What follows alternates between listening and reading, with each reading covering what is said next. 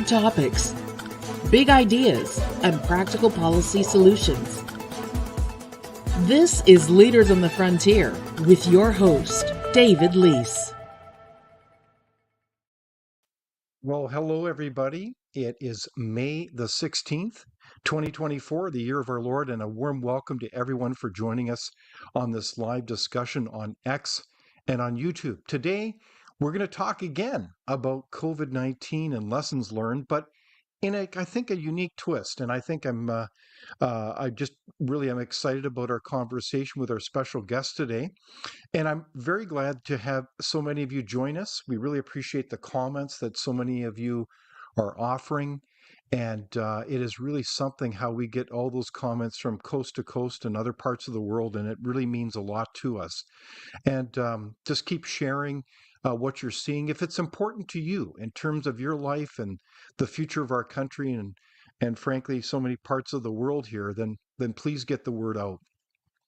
One of the things that is really interesting as we reflect on COVID-19 is, again, what are the lessons? What have we really learned from those years of lockdowns, shutdowns, all kinds of challenges relative to vaccination? As we think about all the experts, all the messages you heard, I'd love to hear from you about what do you think are the lessons learned from COVID-19. And of course, you can pose your questions. We'll share them with the larger audience. So don't be bashful. We'd love to, again, hear from you. So today, I want to welcome a special guest on our program. His name is Dr. Marco Navarro-Genie, and he is a friend. He's a colleague at the Frontier Center for Public Policy. He works with us not only as a senior fellow, but also works as a vice president there in terms of research. And Marco is also an author. You may notice his columns in various media across the country. But he has written a book called Canada's COVID, the story of a pandemic moral panic. And so we're going to dive more deeply into that. So a warm welcome to you, Marco, and thank you so much for joining us here today for this discussion. Thank you, David. It's a pleasure to be here. So, Marco, I want to just dive into the book and understand it takes a lot to write a book like this. I certainly recommend it to our audience. It's a fine read. Why did you decide to write this book? Um, the real answer is fear, in a sense. I found myself in my little apartment in Calgary, pretty much isolated from the rest of the world, like everybody else, on March 11th in 2020, and fearing mostly for my loved ones and children. What's going to Hmm. happen to them? And the media kept sort of throwing this word around, unprecedented, which means this has never happened. And Hmm. I've read enough history to know I'm no expert in pandemics, or wasn't then, I think, but I know that there have been pandemics all throughout history, some of which have caused absolutely ravaging damage to civilization, especially in Europe and in Asia. And so Hmm. I began to read more and more about what was going on and realized that uh, when I started looking at the statistics and started looking at the numbers and started looking at the rates of infection and all of this, that it wasn't anywhere near some of the absolutely terrible killer pandemics. That this was more or less a serious one, but but that we were driven by fear and panic. So the same fear that was driving public public decisions was kind of the same fear that led me to look into this and started looking under the hood, as it were, and realize this is all wrong. There is a virus. The virus is infectious. The virus has the capacity to kill some people, but certainly no capacity to kill everyone. And the way that they were portraying us, we're all going to be dead basically if we don't do anything. All of the things that they were telling us to. So this led to um, a kind of an exercise of exorcism in trying to drive this fear out of myself by writing this. And somehow in the middle of all this, I connected with my good friend and colleague and former professor of mine, Barry Cooper, who had Indeed. also been thinking about the same things. And so we Yeah. decided to put our efforts together and write the first book, which came out in the fall of 2020. And Mhm. figured we leave it there because the reality is, we thought that this madness was going to end relatively soon. And on it went for another year, and on it went for another 8 months after that. And so we decided to update the small little book at the beginning and kind of document what had happened, because Mm. towards the end of when we were finishing writing the second manuscript, we realized that there were already things that we had seen on the web in data banks and websites, official websites, were already being scrapped and were disappearing.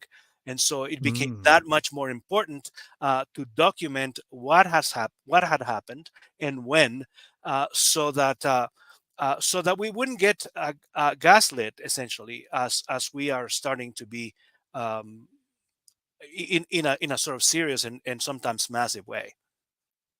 Well, it's very interesting, Marco, and I've known you for a while here, but it's interesting you're upfront as a human being about the emotion of fear. And I think we all can relate and empathize with that theme, that very deep emotion of fear. I mean, that's a serious thing because I think what you referenced, trying to remember back, and a lot of us don't necessarily want to remember the past too much because obviously we want to move forward in our lives. But it was a very unnerving time because I think you're right, Marco, that there was a lot of messaging that suggested that this was a very, very serious virus, that it was going to, it was like the Spanish flu, where you had very high mortality rates, in the 20s, as I recall, like upwards of 5% mortality and other populations. So it's very serious. So, what I find interesting, I mean, you are an accomplished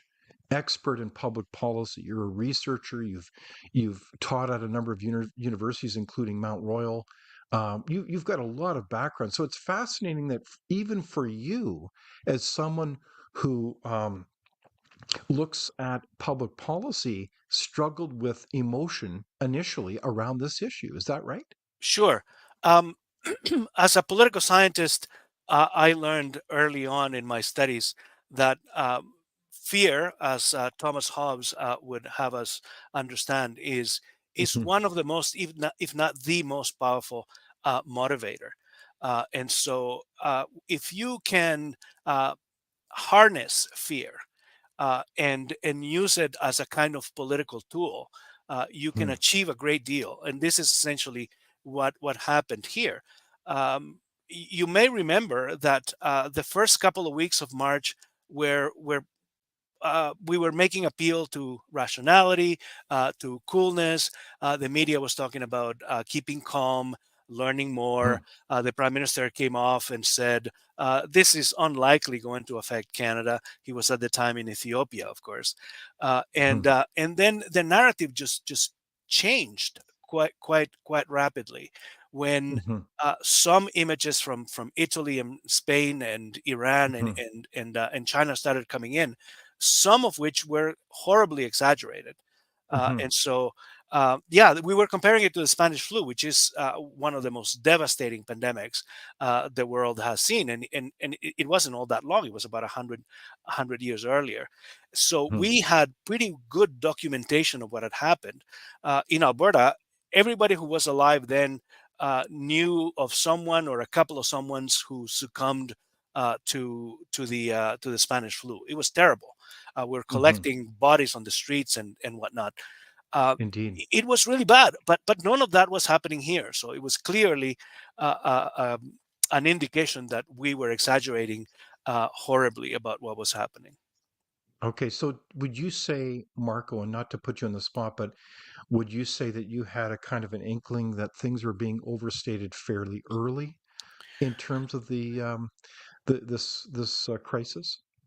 Yes, by the time some of the modeling came out, Hmm. some of which came out of came out of England, and they were predicting millions and millions of deaths in Alberta, thousands and thousands. And I realized that the assumptions of these models were horribly exaggerated, Indeed. that did not conform to reality, and that this was either a mistake or they were trying to scare the bejeebies out of us. Exactly. And we're going to come to that whole issue of modeling.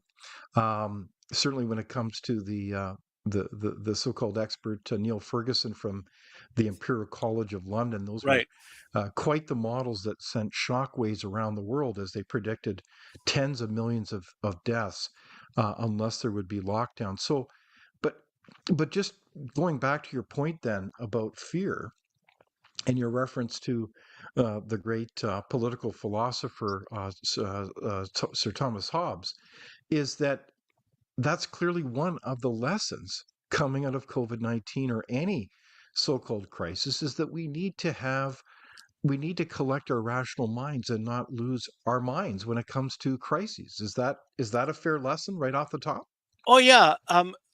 Listen, and this is taps into fear from the start, right? Um, Pandemics are things that have affected humanity. The evidence shows that goes all the way to prehistory. We found Mhm. viruses Yes. among Cro-Magnon remains. So we, in the Western world, especially, and in Canada, more or less, right after 9/11. Um, the premier of Alberta, then Ralph Klein, decided that we should have some kind of emergency playbook. Mhm. David Redmond knows this story. You've heard bits and pieces of this from him, of course. And the whole point So of just to having, clarify, so that's Colonel David Redmond. He's a yes, senior fellow at Frontier, and he was involved in preparing those emergency plans with a team of people, right? that's right. And so we had, and not just in Alberta, but pretty much across the country, in every province, there is an emergency plan, and the emergency plan includes plans for viral pandemics, especially respiratory, which tend to be often the most common.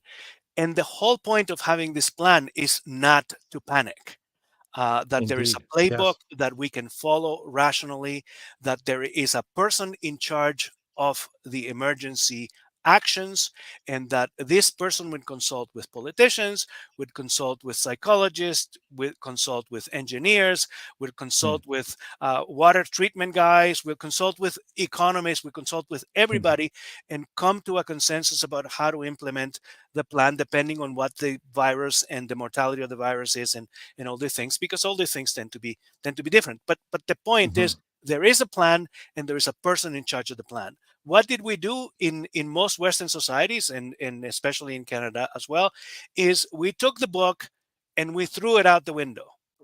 Yes, Uh, indeed. but Yes. right off the bat, and then we figured that because it was a virus, that we needed a doctor in charge, not even a doctor specializing in viruses or in epidemiology, but some doctor who also happens to be a bureaucrat. So which also tells you the kind of doctor that they are, because doctors want a doctor, they want to practice medicine. I have a Mm. certain suspicion about doctors who want to be bureaucrats to begin with, but Right. those are the ones we put in charge. So for reference, here's the equivalent. Suppose, for example, that there was a volcanic eruption around the corner, and that we had an emergency because Mhm. there is a volcanic eruption, and so we go and find a volcanologist, and we put him in charge of the emergency system because the problem is a volcano. Or right at the tail end of COVID, we had the floods in BC, right? And so emergency plans kick in. And so we go and find a specialist in river floods, a limnologist, and we put him in Mhm. charge of the emergency effort because the problem is a river. Yes, the problem is a river, but the larger problem is an emergency. And so doctors, even when they are genius doctors about medicine, they don't know anything about economics. They don't know Mhm. anything about traffic. They don't know anything about schools. They don't know anything about a lot of stuff. And even if Mhm. they are extremely educated, they cannot possibly command all these subjects that the people who are specially trained to deal with emergencies either know the people to get in touch with to deal with this thing. So the same fear that we were trying to avert by having emergency plans is the same fear that seems to have led us to throw out the playbook and start from scratch with people who knew very little about emergencies. I think you're It's absolutely unbelievable. right. Yeah, it's in retrospect, it is unbelievable that we threw out our emergency plans. I know as a former elected officials, we did regular tabletop exercises and all kinds Right. of emergency scenarios.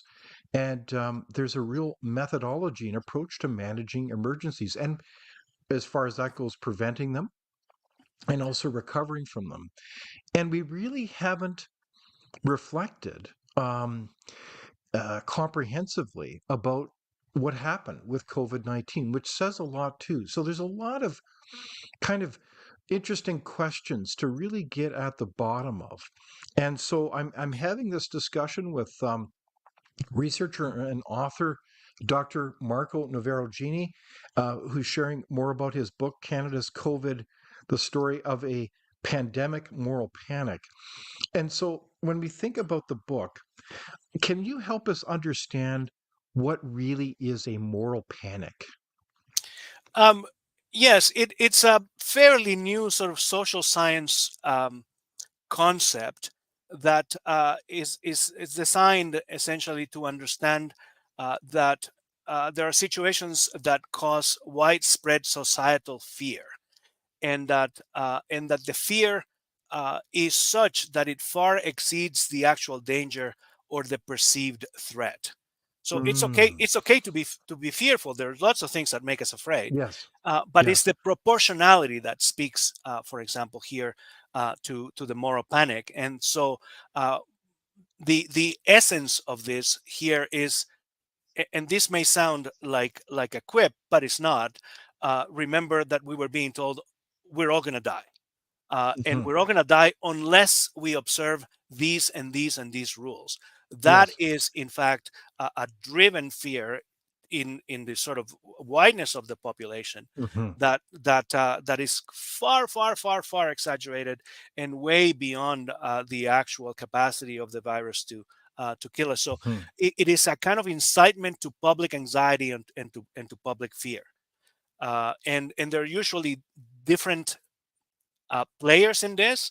And the media is usually the main driver of this in sort of modern societies. Uh, and Interesting. and in this particular case, it's not just the media, but also, of course, we have to remember that this was the first social media pandemic, and so there was lots of stuff moving around, trying to make people maybe on purpose or maybe not afraid. We don't subscribe to the idea, by the way, that all this was a conspiracy to grab power. All of these actors did not sit down in a single room and decided Mhm. or committed to a concert of action. What simply happens is what happens with human beings.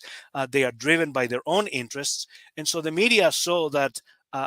Hyping the pandemic was in their own interest because they could have more people buying their newspapers or glued to their screens with the numbers of cases rotating and changing every second. The politicians figured out that this was a way for them to amass more power. And we can talk about that. There's tons of examples in which, for example, different legislatures, but the Parliament of Canada specifically, Mhm. sought Mhm. to give itself enormous powers, powers that the Parliament of Canada had not even ever given itself Mhm. during the Second World War, where there was a real existential threat to the existence of the country. The academics, ditto. They found interest in hyping the effect of all this. So all these people who were involved figured out that the more they hyped the fear of this, the more they seemed important to the rest of society. Okay, and increase therefore uh, their power. so let's break that down a little bit. And again, I wish the audience to send us your questions and participate in this very important discussion, because I think you're really onto something here. You're getting at the self-interest of all these different actors involved. And so you cited the media. Well, the media wants an audience. So what better audience to have people's eyes and attention than to talk nonstop about a existential crisis, right? Yeah, You have also the politicians. And it's interesting. So you're alluding to that. Can you tell us more in the sense that I think a lot of Canadians would assume that many political decisions are kind of based on that kind of thoughtful analysis where we look at the options, we look at our goals, we're breaking down what is the preferred option with the least impacts. That didn't really happen on so many levels, right? They were yeah. looking more at, was it image, Marco, that you're surmising, that the sense that every politician wants to be a hero and wants to go along with the kind of narrative that's out there with the media. Is that what they're doing then? Is just to survive politically? And I think it's maybe a little bit worse than that, in the sense that they either convince themselves or were trying to manipulate the public in believing that we were all going to die, and unless we did what they said, uh, then we were all going to die. So Hmm. if we complied with some of the nonsense rules, some of which made sense and many of which did not, Hmm. um, then that was the way to salvation. And so the prime Hmm. minister, for example, to pick on him, but pretty much all of them did the same thing in different varieties and different ways. That he said, we're going to save lives, and we will spare nothing. We will stop at nothing to Hmm. save, a single life. Think about what that means, right? That they were prepared to do absolutely anything at all, and that sends a signal that this is humongous, right? Hmm. And so from that point on, then the message is anything that government does will be justifiable because they're saving lives, right? Okay, but this is really they're almost painting themselves in a picture because sorry, they're painting themselves into a corner. Pardon me, where as you escalate the fear and enable that fear that this is somehow an existential threat to your life, that's a horrible position to create because you're not really able to back away from those actions. And it seemed to me in retrospect that one of the things I noticed fairly early on is the absurd kind of contradictions among these recommended actions.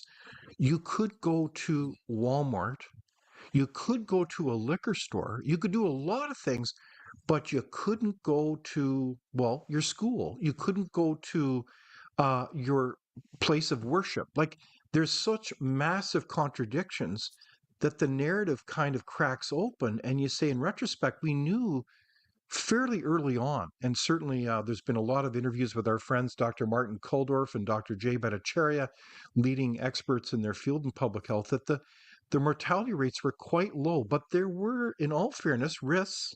There are risks to a specific older population with multiple comorbidities, and that was a concern. So I guess you're caught in this challenge. How do you put all this into perspective in a way that people don't panic, like as you say, but we got carried away? Is that kind of what, am I understanding this, Marco? In a way, yes. So think of it this way, and this is kind of one of the central arguments that we make in the book, is that there was a virus and there was fear. Normally, Yes. the way to deal with this is to bring the fears down, calm people down, and say we got a plan. We're gonna act on it. Don't worry, right? Hmm. And then proceed with the plan. So here we created this story in the book. We call it the plague story, right? Hmm. Is this story that we're all gonna die, and we know what we're doing. The reality is they didn't know what they were doing, and they kept thinking that this was something new. Excuse me, when the reality is pandemics are not new. So there is the plague story, And then as things began to sort of change and some things made no sense, they kept changing their story about, say, the masks or about the vaccinations or about all these things that they changed that made them look foolish and not worthy of following their advice, but also it made no sense. Um, and Rex Murphy had a line in one of his great columns that said that at this point, he said, looking at the flip-flopping of all these things, the objective of all of this is to protect the narrative, not really to protect lives. And so there were all these things that were leaking out of the plague story that made people, or would have made people, realize that it wasn't true. And so all this coercion and all this pushing and all these restrictions became not um, not instruments of protecting lives, because we weren't all going to die and they already knew it, but Mhm. it became a way to protect the bogus narrative of the plague Wow. story. Fascinating. So, our audience, what do you think? Was there a lot of efforts to, in the end, protect a narrative that was not really accurate or true? What do you think? We'd welcome your questions. And speaking of narratives, I think one of the most powerful moments fairly early on in this whole pandemic crisis was the modeler that you referenced earlier, Neil Ferguson. And I want to play a clip that is very interesting because there's a lot of major questions now regarding what so many experts asserted as what was going to happen, and now are being really, in some measure, being called out around this. So I want to play that clip. Fascinating that Professor Neil Ferguson has basically said that, look, he didn't push for restrictions. That wasn't his job. He was an advisor. But it's been made really clear in what the evidence was that was heard, that they were aware that the impact of locking down would be devastating. Yeah, but this wasn't discussed at the time, was it? Anyone who suggested this, pointing out not just the economic impact, but a whole heap of collateral damages because of lockdowns, were smeared as a COVIDiot, and the debate was shut down. And slowly but surely, the data comes down the tracks, and we see that actually lockdowns is probably the biggest public health disaster in the modern era. And what's shown from this as well is the one country in Europe, the outlier who went against that, Sweden, who kept everything open, schools, businesses, no mask mandates. Guess what? 3 years on, they've got the lowest excess death rates in the round. And that, by the way, I need to stress to people, and that's compared with, includes all the other Nordic countries, because people say, oh, you can't compare Sweden with Britain or France or America because there's not as much population, blah, blah, blah. No, compared with other Nordic countries with similar populations, they have done way better when it comes to total excess deaths, not just of people in their 90s dying of COVID, but people in their 30s dying from untreated cancer, et cetera, et cetera. Yeah, it was all aspects. And if talking about public health policy, it should be all aspects of health. And that seemed to be forgotten about a little bit as well, considering, look at our waiting lists now, at record levels, because there was a massive prioritisation towards COVID and nothing else. On every single level, this was a policy disaster. And this needs to be brought out in the inquiry. So it can never, ever happen again. We should have taken the road of Sweden. The government initially did, but they lost their nerve. And they lost their nerve because people like Ferguson inflated modelling that those figures never actually came true, combined with a whirlwind of media attention to push Britain into forms of restrictions, mandates and lockdowns, which have caused huge economic damage. A lot of pressure from the media. Again, the media showing all these pictures of what's happening in China. A lot of that we now know was actually just propaganda, people dropping down in the street and being picked up by ambulances. So there you have it. That's a pretty powerful clip. So right off the top, was the management, the choice by so many countries, not all, like Sweden, one of the most historic policy fiascos in our history, Marco? Absolutely. The commentator there is absolutely bang on. And chapter 6 in our book is dedicated largely to Sweden and to countries like Sweden who stuck with a plan. Sweden had an emergency plan. Surprise, surprise, Indeed. like most states, uh, and uh, and they stuck to it. There were times in which they got a little bit nervous, and there were complaints, but they stuck to their plan. Mhm. They essentially had the courage to stick with it, and they did remarkably better than most places. At some point, people here in Alberta started mentioning Sweden to the premier, and the premier had 3 or 4 pages up on the website, uh, sort of disclaiming why it was illegitimate to compare Alberta to Sweden. It was not, by the way. And then a couple of months later, that's one of the things that disappeared out of the website.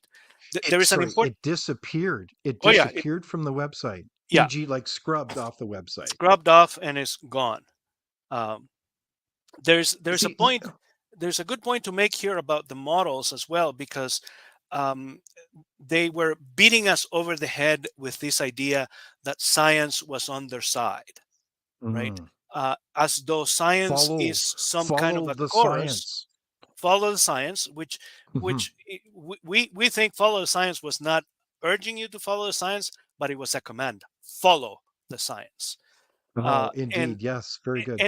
and so they portray science as a kind of monolith in which everyone agrees, and the people who don't agree with the people who are on the side of science are some kind of conspiracy theory, Yeah, rogue, etc., which is exactly the opposite of what science is. indeed. Science is a human activity, first of all. And so, because it is a human activity, there are different points of views, even sometimes Mhm, about the facts or what constitute facts. mhm. But what we saw here is a perversion of science, and we were beaten up over the head with a perversion of science that now leaves science, in the greater sense of the term, discredited, because people are now less inclined to believe when somebody waves science as a kind of oracle. Right? Well said. I like the way you're thinking there, Marco. You can't do science if you don't have an open mind and you don't have open debate. I mean, it's a total contradiction. So well said. So I do have a question from the audience. So did Sweden do it right, and why? Sweden do it absolutely right for several reasons. One, they stuck to the plan, and the plan included the mitigation of a wide variety of negative factors that come along with, for example, locking down. So they did Mm, not lock down because they knew that this would affect people's mental health, that it would affect the economy, that it would affect hospitals' scheduling for all other kinds of health issues, that it would affect literally the number of suicides, that it would affect so many different things. And so, um, what they were worried about, and this is why emergency plans are emergency plans, is that public health isn't just about a virus. Public health is capital P, capital H public health, which includes all other aspects of the health of society. And mm, instead, we ignored all of that stuff and concentrated on nothing but the mhm, infections of the virus, which is unbelievably close minded. The Swedes did not do that. The Swedes mhm, knew that if you lock people down, they're going to cheat anyway. And mhm, so they decided to leave people to their own devices and only mhm, clamp down if people went way, way, way out mhm, of bounds. But by and large, they trusted the public to follow the rules, which is what mhm, the exact mhm. opposite of what we did in Canada, Right. is that we treated But people like children, I think you're right. right. And And and so, Marco, on that note, I should just mention it's fascinating that you mention about the lockdowns and treating citizens as children and not to make their own decisions about their bodies and their health. There was this strange set of hundreds of cases in the public sphere where leaders who advocated for these lockdowns did not follow their own rules. You had all kinds of leaders. In fact, I Neil believe Ferguson. Neil Ferguson himself, yes, did not follow the lockdown procedures. And Yeah. that became kind of a scandal. And that happened all the time in Canada. I think there's so many good examples. So There was one in that fellow. context, There was one fellow in Manitoba who said that the rules didn't apply to the emergency personnel, and he was one of them, right? oh, I missed that one. You That's might recall that. bizarre. But one more thing that should be said about Sweden is that part of the emergency plan of Sweden is to protect and maintain the integrity of democratic institutions. And so they wanted to protect people's rights as much as the integrity of the state and the government. That's not something that, for example, Ms. Dam or any of the Hmm. public medical officials understood, that there is an important aspect of public officials to protect the constitutional rights of people and to protect the integrity of democratic institutions. Indeed. So, in terms of the book, if you had to summarize it, it's a great book. You go into so many different issues. What is the key takeaway point here in terms of the lesson learned? And does that lesson learned about moral panics and this horrible example of COVID-19, is that relevant now to other issues that we face as a society? Are they all up to, can we fall into this again so that we will fall into this kind of moral panic and, senseless fear and emotion that we can't make decisions that are really rational, that serves everybody? Yes. Unfortunately, unless we make a concerted effort to push back and reject what happened, Hmm. um, we will then be accepting the precedent that stampeding people into this kind of fear and taking away their rights and Hmm. abusing all kinds of manners of their dignity is okay. So first of all, we must do that. The second one, I think, is that it's okay to be fearful. There's nothing is human to be frightened, Mm. but we must not let uh, frightfulness and fear drive our lives. So, what we are required to do, we think, and we argue this in the book, is to exercise more courage, is to practice the art of becoming more courageous. Uh, Mm. but the third thing, and probably the most innovative thing about the book, is the analysis of how bureaucracies come to exert power on populations without there being any accountability. And Ah. the measure of tyranny, going back all the way to the Greeks, is when you have government acting in ways that are not accountable to the people that they govern.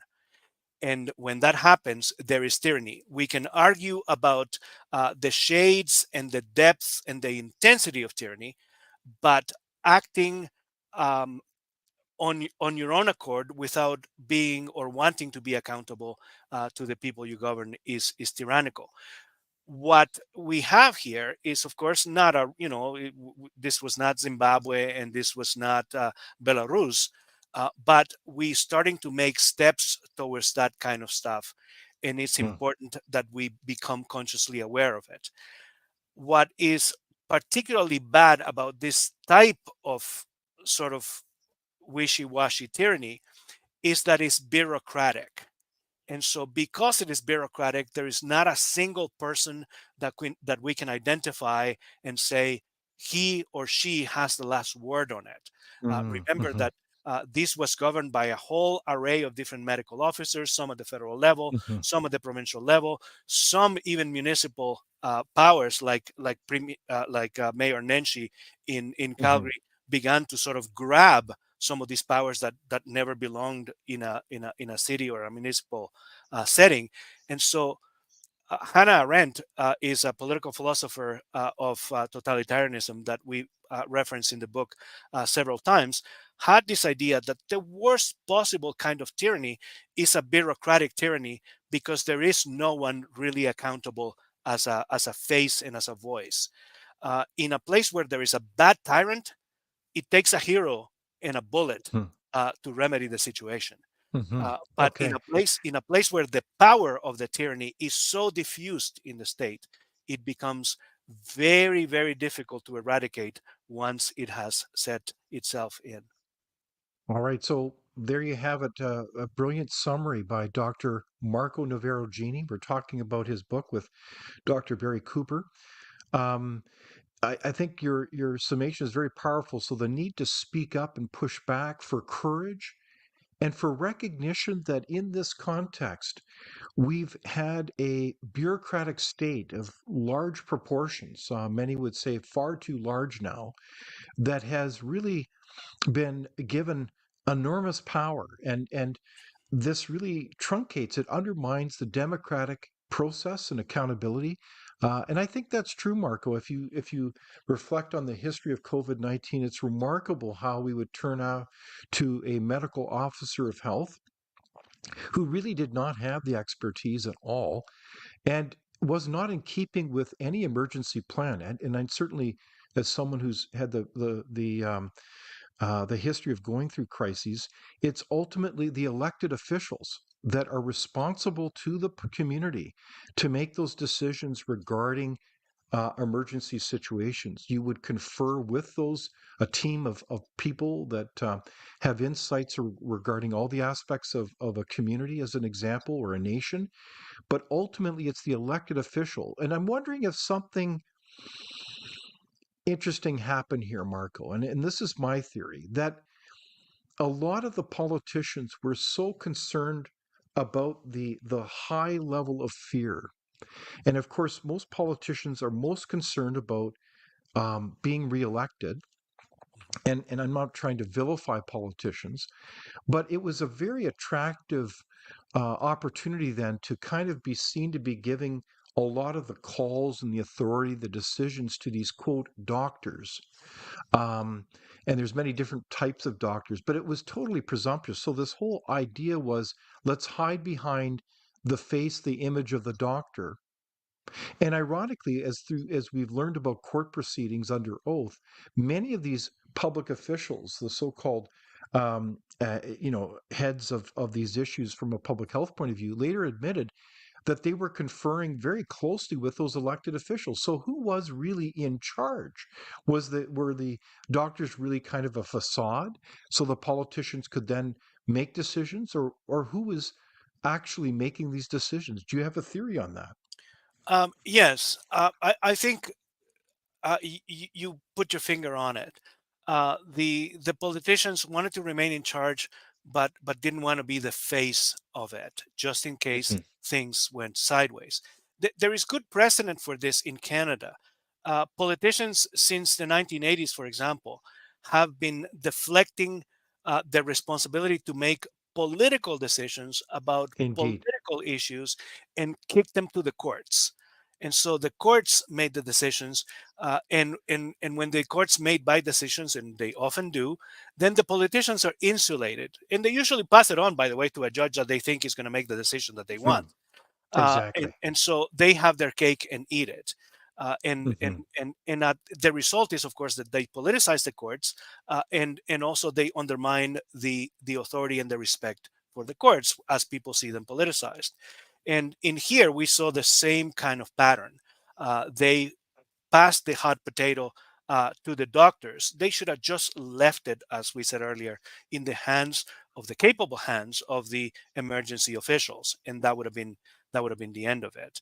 But the politicians wanted both to be visible and to be invisible, and so that's why they slid the doctors into the limelight. And every now and then they would sort of come in to try to be in the frame, but Mm. as we saw, when things went south, it was the doctors who were making the decisions. Ultimately, if they gave the doctors the entire power to make the decisions, that's unlawful. Ultimately, the politicians are the only ones with the authority to make decisions for all of us. Well said. So in this context, it really is stunning, Marco, the amount of things that we got wrong coming out of the management of COVID-19. And that's no offense to anybody, but they did a lot of damage to everyone. We know that the economic, social, health implications of how they managed COVID-19 are truly stunning. And this is in complete contrast with nations such as Sweden, who did follow the plan, as you said, and their mortality rates are so much lower than certainly Canada, and the expense and everything. It's really remarkable. So on that note, one of the things I did want to share with the audience was kind of a larger summary that I did want to promote. We did have a discussion just a few weeks ago with the producer of an extraordinary documentary called COVID Collateral, and we wanted to share this clip as a kind of a summary of things, and I'd love to get your response, Barco, in the audience.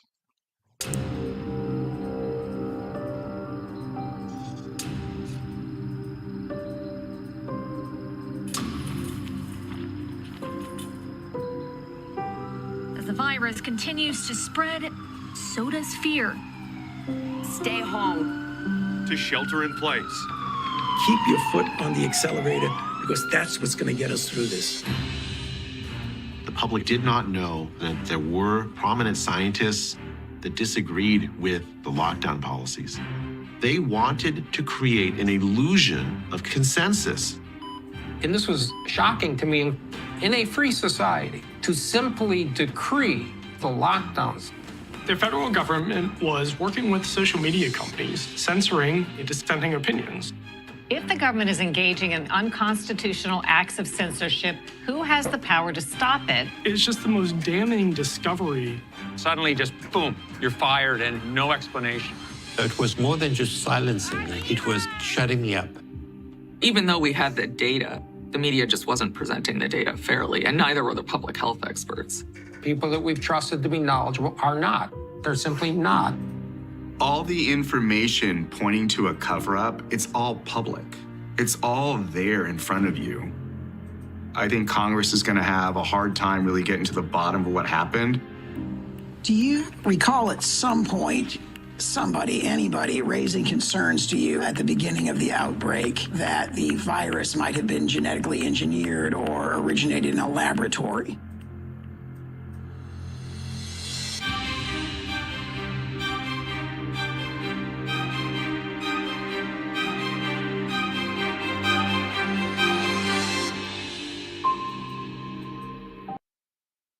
So there you have it. That's a clip from an extraordinary documentary called COVID Collateral. And so where do we go from here, Marco, as we look at this train wreck of public policy that has impacted tens of millions of people around the world? Where do we go from here to bring the truth, let alone bring some measure of healing? I have yet to hear really anyone in authority even apologize for these massive screw-ups in terms of public policy decisions. It's really quite disturbing, is it not?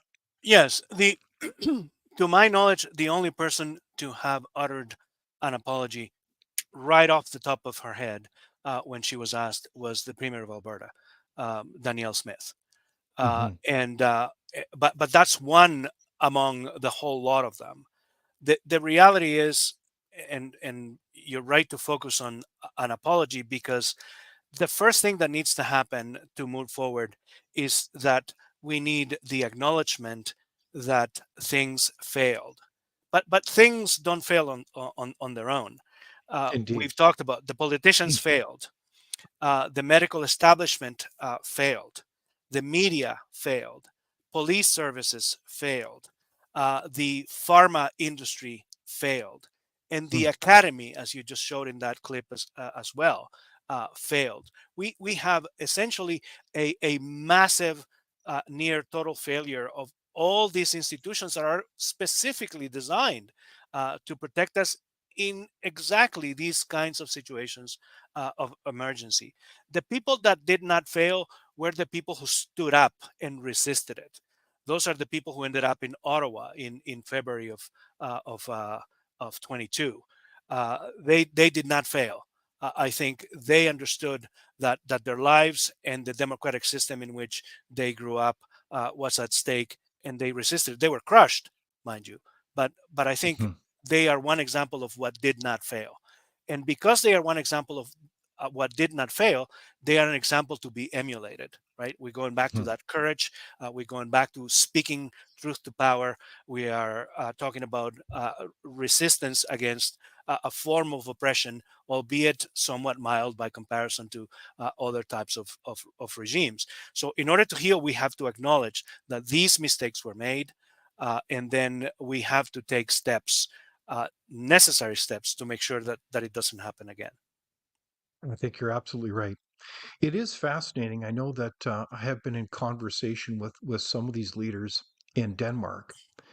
There is an extraordinary time that happened about 2 years ago, where in Denmark there were a variety of leaders from both the government, the media, and academia that did step forward in a reflective way to apologize to the nation regarding their inability to actually do their job. They did not rise to the occasion, and it was really quite extraordinary. I do want to learn more about that example, because I think that one of the true marks of courage and leadership would be to apologize for the mistakes that were made and say that never again. And it's interesting. I always marvel at the initiative of the National Citizens Inquiry, and Frontier was certainly part of that. To be able to listen and hear the impacts that the management of COVID-19 did on it. It heard, I believe, was some 350 witnesses across the country. It's well documented. You can see that certainly on the Frontier newsletter, a steady drip of that video testimony. But go to the National Citizens Inquiry website. But I think that this is a very important question. Where do we go from here? Is it not, Marco, as we try to rebuild the trust with each other as citizens, and certainly with the so-called expert class and institutions that were supposedly there to serve us? And many of them, not all, but many of them utterly failed. Yes. Trust is the key here. We've lost trust in a lot of these people. Some of them already have been booted out of office, but we have also lost trust in institutions, and many of the institutions that failed us. So we need to reestablish and rekindle those sort of affections that, as a democratic, we have for our institutions. And the key here, of course, is to remember. Often in these kinds of situations, just the act of remembering is an act of defiance, given that the powers that be don't want you to know about these things. We think that our book, in some respects, is part of that effort to remember, because, Indeed. as I mentioned, so many things are being scraped of websites, or downright taken down, data and whatnot. And so our book documents in hard copy a lot of the things that took place. So we must remember in order to forge ahead. But the effort really is to rebuild those bonds of trust that are necessary for a functional democracy to exist. Well said. And speaking of your book, I do recommend it. I think that's a great insight. This is a record of what's happened. I think it's well researched and very insightful. And it's interesting. I know that in preparation for this discussion, Marco, what was it like to try to sell this book? I know it's available on Amazon, but did you have a lot of success selling it in bookstores? Not really. And my co-author and I, Barry, have talked about this. We had a little bit of help, sort of, with the cost of producing it. We might have broken even, maybe, so far. But the reality is, the book is being, by and large, ignored. I wish it were banned, actually, so that we could say that the book had been banned and sell some more. I'm kidding about that. the media and the culture is trying to move beyond this, and I think to some extent that's understandable.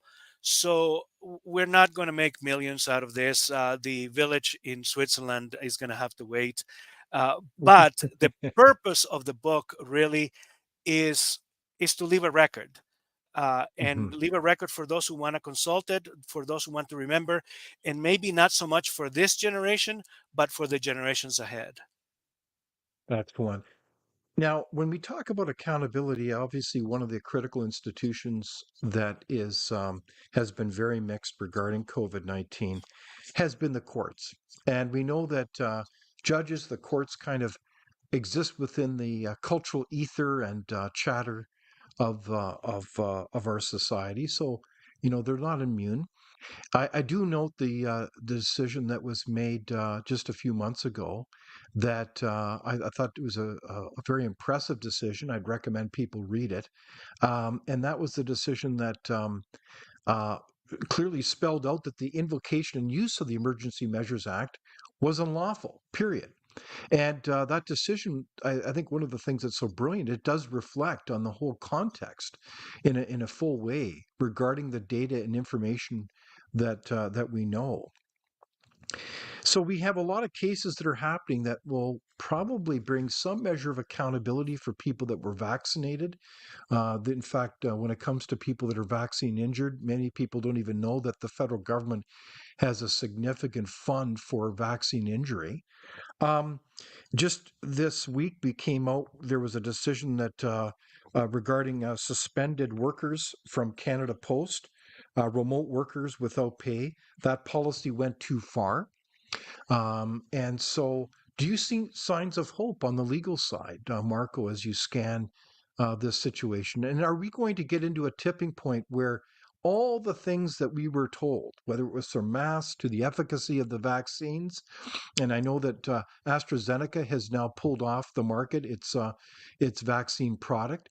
Where is the tipping point that from the courts to other institutions will finally wake up that we got fact after fact, in quotes, wrong? It's going to take a while because um, experts don't like to be wrong, just like politicians. The media isn't readily going to admit that they screwed up. Academics aren't readily going to admit that they screwed up. The courts themselves, which have screwed up as well, aren't readily going to admit that they do. So it is going to take some time to come to that tipping point. But you're right. There are certain vestiges that things are moving forward. Um, Namely, and perhaps rightly, many of the vaccination cases are at that sort of tip of the spear. I think that's right, and rightfully, because what we did to the unvaccinated is probably the most shameful part of this sordid chapter.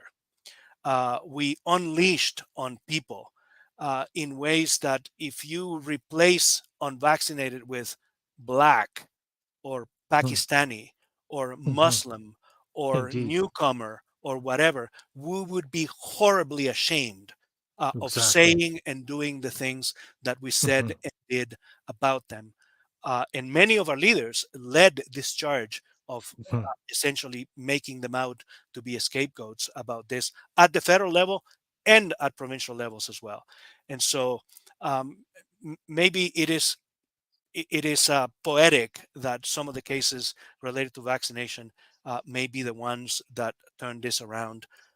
Look, don't get me wrong. I don't have anything against vaccines. Neither do you. You and I have Of talked course. about this. But is the political effect of what took place of isolating and essentially creating an apartheid regime against the people who, rightly or wrongly, refused to be vaccinated. Let's say that they were all wrong. In a democracy, in a free society, we all are entitled and have the right to be wrong. With the overreach of power and the harsh, uncompassionate, intolerant way, The like desire to any punish. horrible. Horrible. So let us learn lessons from this, because as we look to other public policy issues, you can hear the steady drumbeat of crisis after crisis being used again, as Sir Thomas More Hobbes, pardon me, Hobbes, referred to, uh, is a way to manipulate people, and this is what very much concerns me. So, what do you see there? Is this being used again as another way to manipulate people on other issues as well, Marco? Sure, there are already manifestations of it. Just look at the one thing, right? They are already predicting that this year there's going to be more greater and more horrible forest fires, most of which, by the way, are arson originating. And so they're already trying to whip people into fear about this doom of the environment, that the world is going to come to an end unless we turn off our electrical things, unless we don't travel, unless we don't eat meat, unless blah blah blah blah blah. It's the exact same thing played out, but in a different way. They're trying to panic us about certain behaviors that they want us to stop, unless, of course, then the big fear of the planet and the world is going to come to an end. Indeed. So let us learn from this book. It's a very insightful one, and it's been a pleasure to talk with you, Dr. Marco Navarro-Genie, Thank you, for David. taking this time and for your courage to speak up and to articulate this research and to challenge each of us to do our part as citizens so this never happens again. So thank you for joining us. Thank you, David. And on that note,